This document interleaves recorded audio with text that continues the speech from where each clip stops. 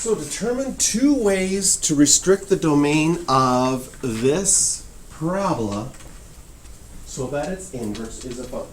First of all, it's a parabola. Does it pass the horizontal line test? No. So if you would just do a regular inverse of this, its inverse wouldn't be a function. So when I draw a horizontal line, I hit the graph twice. What this question is asking us to look at is there two ways that we could restrict the domain? And what restricting the domain means is that you only take part of the x values. Right now for a parabola, the entire domain is everything. But when I have everything, I don't pass the horizontal line test.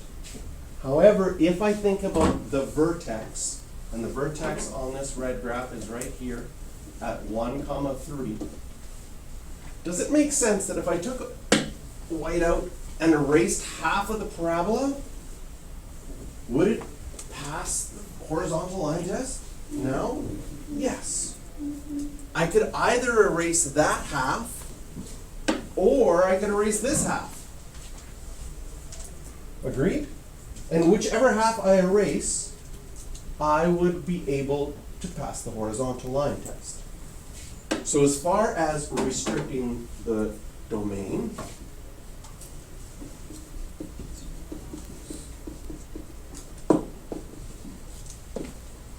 and you're restricting the domain of your original graph, so one way would be to say that x is less than or equal to 1. Because then I would only take the left half. I look at my, it's really important that I have the x coordinate in my vertex, because that's where we have a problem where it's symmetrical on both sides. Or, secondly, I could have just taken the positive side. X is bigger than or equal to 1.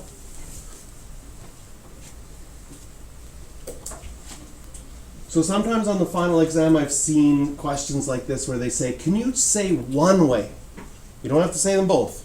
Can you just say one way that you could restrict the domain so that the inverse would be a function? And they always give us parabolas. So we look for that vertex, and we say we either take this half or that half. So determine two ways to restrict the domain so that its inverse is a function. Okay, we did that. Then it says write the equation of the inverse each time. Okay, so what do I need to do? If I took the right-hand side, do you see that you would get this point and this point, which I'm going to label 2, 4, and 3, 7. And if I took those ones and I switched x and y, 1, 3, now I would have 3, 1. 2, 4, now I would have 4, 2. And 3, 7, now I would have 7, 3. Okay, I'm going to split my page here, and I'm going to color code my original graph with my inverse. I guess I started with number 2, right? Because I started with when x is bigger than or equal to 1. And I drew the inverse just on that half. Can you see that that's a square root graph? So now you have two options. You could just use your transformations and tell me what that equation is. Perfectly fine.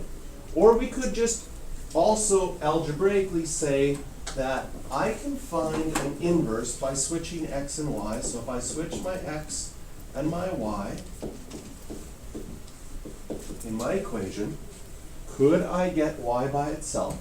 Well, I'd move the 3 over to get the y minus 1 squared by itself. Then I could square root both sides, which would get y minus 1 by itself. And when I square root both sides, I get plus or minus x minus 3 And finally, I would have to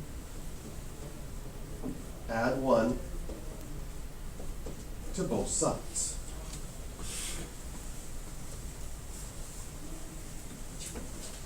And when you solve for it algebraically, that plus or minus, one of your square roots is going to be the plus one of them is going to be the negative one. What does a negative outside a function do? That's a vertical reflection. So if I took a square root graph and I flipped it vertically, it would be going down. So can you see that the blue one is the positive one? So option 1 is if you do it algebraically, you could say, I know the blue one is the positive one, it's going to be the square root of x minus 3 plus 1.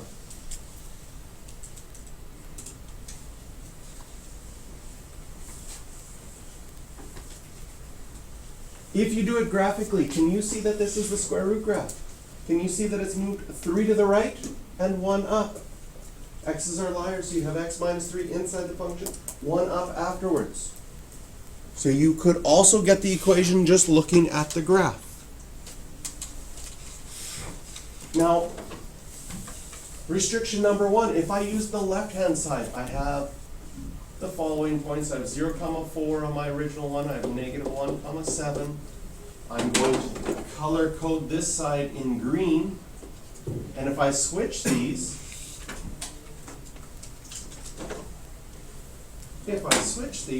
I still have 3, 1. I now have 4, 0. And I now have 7, negative 1. And I get the bottom part. We need the equation of that inverse. Well, that's the negative one, so it's going to have a negative out in front.